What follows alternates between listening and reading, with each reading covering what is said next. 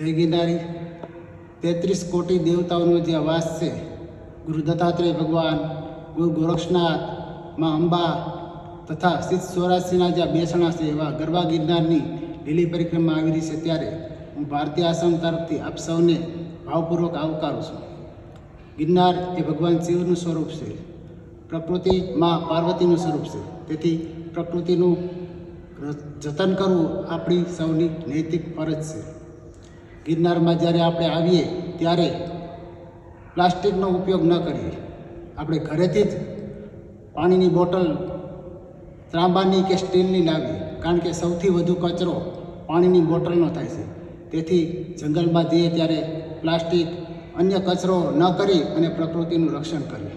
આપણે તંત્રને પણ પૂરો સહયોગ આપીએ. વન્યજીવો, પાણી, પર્વત, વૃક્ષોનું જતન કરીએ. આપણે સૌ સાથે મળી અને ખૂબ જ ધાર્મિક ભાવનાથી અને તંત્રના જે કાંઈ કાયદા છે એનું પાલન કરીએ અને આ પરિક્રમાનો આનંદ લઈએ.